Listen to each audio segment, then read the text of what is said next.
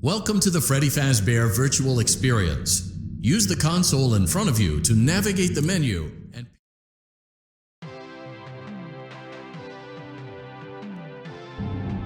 Welcome to the Freddy Fazbear virtual experience. Fazbear Entertainment is excited to join the digital age, and what better way to do that than with an edge-of-your-seat virtual reality experience.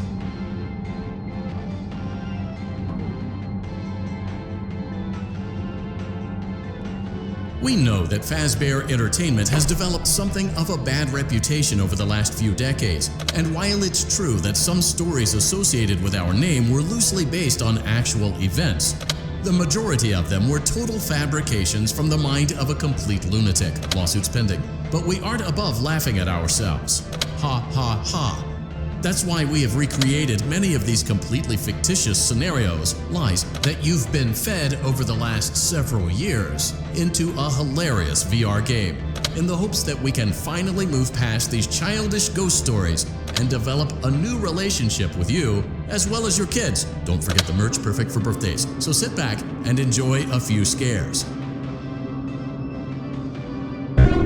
We do, however, ask that you agree to a simple waiver before you play.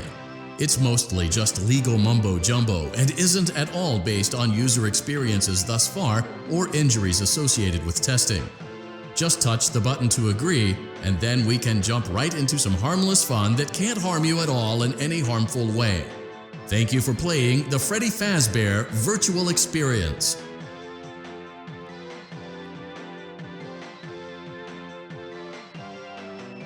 You acknowledge that Fazbear Entertainment is not responsible for accidental digital consciousness transference, real-world manifestations of digital characters, nightmares, night terrors, night sweats.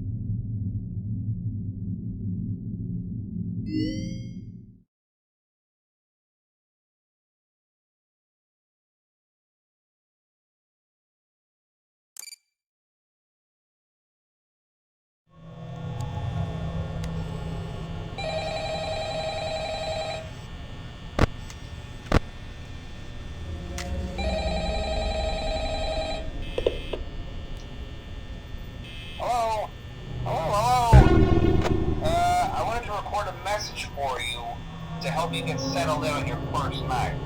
I actually worked in that office before you. I'm finishing up my last week now, as a matter of fact, so I know it can be a bit overwhelming, but I'm here to tell you there's nothing to worry about. You'll be fine.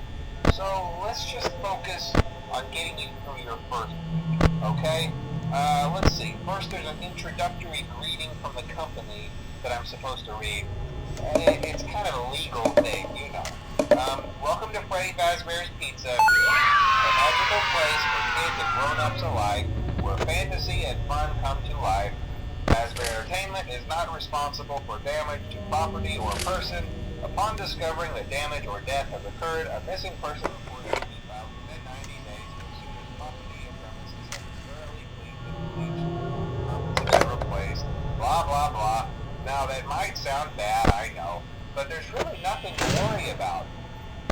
The animatronic characters here do get a bit quirky at night, but do I blame them? No. If I were forced to sing those same stupid songs for 20 years and I never got a bath, I'd probably be a bit irritable at night too.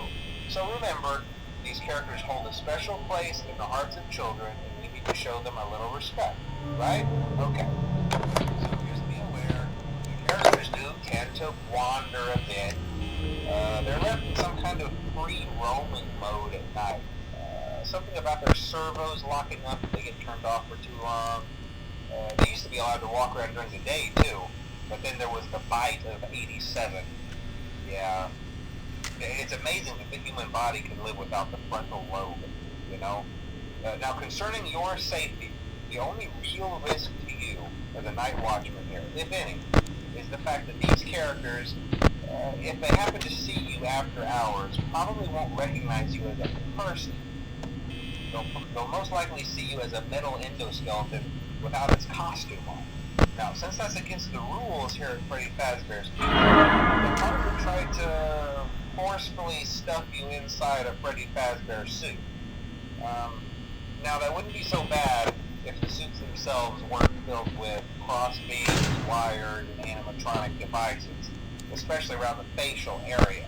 So you can imagine how having your head forcefully pressed inside one of those could cause a bit of discomfort and death. The only parts of you that would likely see the light of day again would be your eyeballs and teeth popped out the front of the mask. Yeah, they don't tell you these things when you sign up.